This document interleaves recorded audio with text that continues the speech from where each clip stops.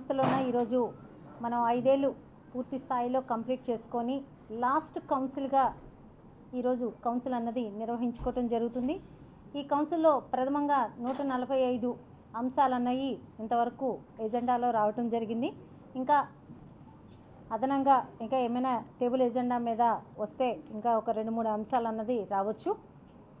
145 అంశాల్లోన ప్రథమంగా విజయవాడ నగర అభివృద్ధికి వాటర్ సప్లై కానివ్వండి, కానీ అలాగే ఎండాకాలం మనకి మొదలవుతుంది కాబట్టి నెక్స్ట్ రైనీ సీజన్ వస్తుంది కాబట్టి విజయవాడ సిటీ మొత్తం ప్రతి ఏటా మనం ఏం చేస్తామంటే 3 సర్కిల్లోన 3 టెండర్లు అన్నది ఏర్పాటు చేసుకొని టెండర్ల ద్వారా మనం 3 సర్కిల్లోన సిల్ట్ అన్నది రిమూవ్ చేయటానికి మనం పెట్టుకుంటాము.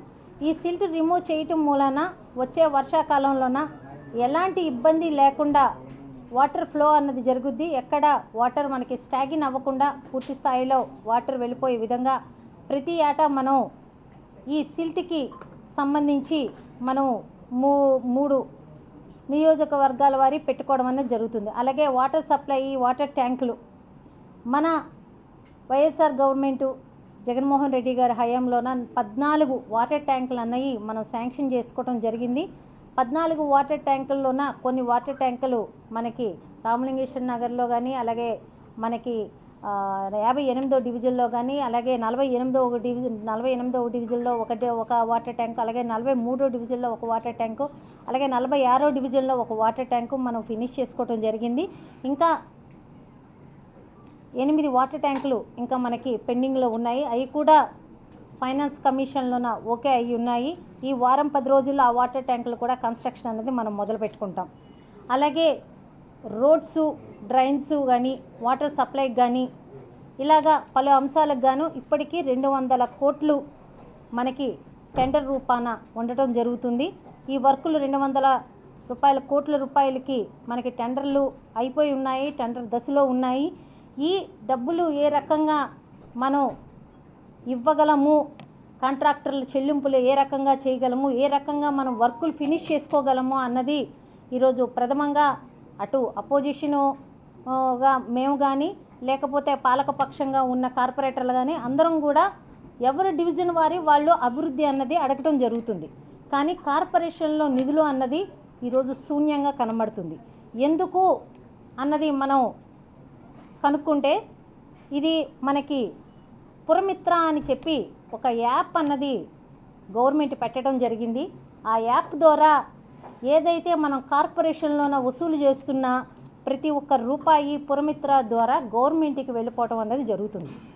గవర్నమెంట్ నుంచి మళ్ళీ కాంట్రాక్టర్ల చెల్లింపులు జరగాలంటే చాలా వ్యవధి పడుతుంది. వ్యవధి పట్టే ప్రాసెస్లోన ఈ కాంట్రాక్టర్లు ఎవరు టెండర్లు వేస్తున్నా కానీ వర్కులు మొదలు పెట్టడం లేదు. ఇప్పటికే 200 కోట్లు పైగా మనకి వర్కులు అనేవి పెండింగ్లో ఉన్నాయి. ఈ పూర్తి స్థాయిలో విజయవాడ నగరంలోని వర్కులు జరగాలి, విజయవాడ నగరం అభివృద్ధి జరగాలి అంటే ఈ పురమిత్ర యాప్ అన్నది తక్షణమే గవర్నమెంట్ రద్దు చేయాలి. రద్దు చేసి విజయవాడ నగరంలోన వసూలు చేస్తున్న ప్రతి ఒక్క ట్యాక్స్ రూపాన్ని వసూలు చేస్తున్న ప్రతి ఒక్క రూపాయి విజయవాడ నగర అభివృద్ధికి ఇది దోహదం అవ్వాలని చెప్పి నేను విజయవాడ నగర మేయర్గా గవర్నమెంట్ని నేను తెలియజేసుకుంటున్నాను. ఈ పురమిత్ర యాప్ అన్నది కొత్తగా పెట్టి విజయవాడ నగరపాలక సంస్థలోన వసూలవుతున్న ప్రతి ఒక్క రూపాయి గవర్నమెంట్కి వెళ్ళిపోవటం జరుగుతుంది. కాబట్టి మనకు విజయవాడ నగర అభివృద్ధి కుంటిపడుతుందని తెలియజేస్తున్నాను. గతంలో జగన్మోహన్ రెడ్డి గారు పురపాలక మినిస్టర్గా మన బొత్స సత్యనారాయణ గారు ఉండేటప్పుడు మనకి విజయవాడ నగరానికి మాత్రమే ఒక గ్రీన్ ఛానల్ని ఇచ్చి దాని ద్వారా విజయవాడ నగరంలోన వసూలు చేసుకునే ప్రతి ఒక్క రూపాయి విజయవాడ నగర అభివృద్ధికి వినియోగించుకోమని యాజ్ ఏ మేయర్గా నాకు ఆ రోజు సీఎంగా ఉన్న జగన్మోహన్ రెడ్డి గారు కానీ, లేకపోతే మా మినిస్టర్ గారు బొత్స సత్యనారాయణ గారు కానీ ఇవ్వటం జరిగింది. కానీ ఇంతవరకు అది వైఎస్ఆర్ గవర్నమెంట్లోనే ఉన్నంత వరకు అది జరిగింది.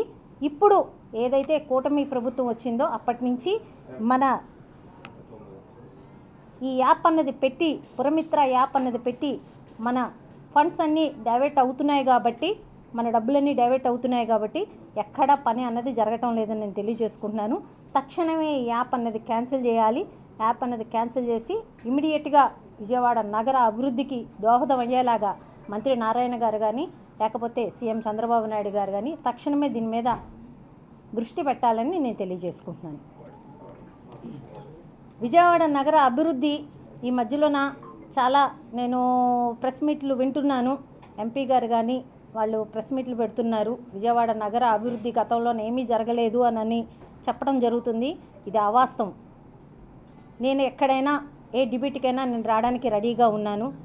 విజయవాడ నగర అభివృద్ధి 2021 వరకు ఒక లెక్క అయితే 2021 నుంచి 24 వరకు ఒక లెక్క.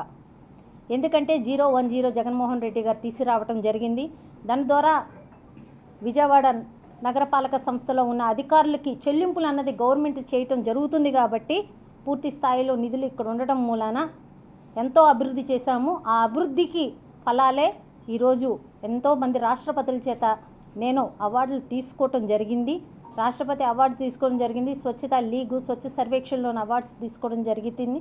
ఇన్ని రకాల అవార్డ్స్ విజయవాడ నగరం కైవసం చేసుకుంది అని అంటే గార్బేజ్ ఫ్రీ సిటీ అని కానీ లేకపోతే క్లైమేట్ స్మార్ట్ సిటీ అని కానీ ఇన్ని రకాల అవార్డ్స్ అన్నవి విజయవాడ నగరం కైవసం చేసుకుంది. ఇన్ని రకాల అవార్డ్స్ తీసుకోవడానికి కారణం విజయవాడ నగర అభివృద్ధి జగన్మోహన్ రెడ్డి గారు హయాంలో పూర్తి స్థాయిలో జరిగిందని నేను తెలియజేస్తున్నాను.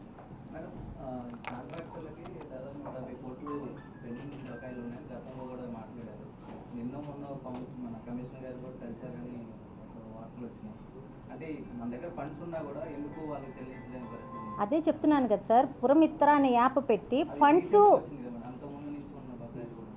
అంతకుముందు నుంచి ఉన్న బకాయిలు ఎప్పటికప్పుడు చెల్లింపులు జరిగినాయి. మీకు ప్రతి నెల మనకి స్టాండింగ్ కమిటీ జరిగిద్ది. స్టాండింగ్ కమిటీలోన మీకు అందులోన మీకు ఇది ఇస్తారు. ఈ మంత్ మీకు ఎన్ని కోట్లు కాంట్రాక్టులు చెల్లింపులు జరిగినాయి అన్నది అక్కడ ఖచ్చితంగా మీకు ఇస్తారు. ఇంతకుముందు కాంట్రాక్టుల చెల్లింపులు ఎప్పుడు బకాయిలు లేవు. బకాయిలు ఉన్నాయని చెప్పి కాంట్రాక్టర్లు ఎవరు కమిషనరు మనకి స్పందన కార్యక్రమంలో వెళ్ళి కంప్లైంట్లు పెట్టిన దాఖలాలు లేవు గత 3 ఏళ్ళుగా. ఇప్పుడు కమిషనర్ స్పందనలో కూర్చుంటే వెళ్ళి కంప్లైంట్లు అన్నది కాంట్రాక్టులు చెప్పడం జరుగుతుంది. ఎందుకు చెప్పడం జరుగుతుంది అని అంటే కార్పొరేషన్లో నిధులు లేకపోవటం మూలాన. అదే విషయం. ఏంటండి గత 5 ఏళ్లుగా 25 కౌన్సిల్ పైబడి మనం కౌన్సిల్ నిర్వహించుకోవటం జరుగుతుంది. ప్రతి కౌన్సిల్కి మీడియా మిత్రులు పూర్తి స్థాయిలో నాకు సహకరించడం జరిగింది. పూర్తి స్థాయిలో విజయవాడ నగర అభివృద్ధికి మేమెంత దోహదం పడ్డామో మీడియా మిత్రులు కూడా అంతే దోహదపడ్డారు. ఎందుకంటే ఎక్కడైనా ఏదైనా పని జరగకపోయినా లేకపోతే ఎక్కడైనా ఏదైనా రోడ్డు ఇబ్బంది ఉన్నా వాటర్ ఇబ్బంది ఉన్నా వాళ్ళు కూడా బాధ్యతగా మాకు తెలియచేయటము మీడియా మిత్రులు. వెంటనే మేము మీడియా మిత్రులు తెలియజేసిన ఏ కార్యక్రమాన్నైనా మేము అక్కడికి వెళ్ళి దాన్ని పరిశీలించి వెంటనే ఆ పని మేము పూర్తి చేసే విధంగా మా బాధ్యతలు మాకు తెలియచెప్పే విధంగా కూడా మీడియా మిత్రులందరూ మాకు సహకరించినందుకు మీడియా మిత్రులందరికీ ధన్యవాదాలు తెలియజేసుకుంటున్నాను. నమస్తే.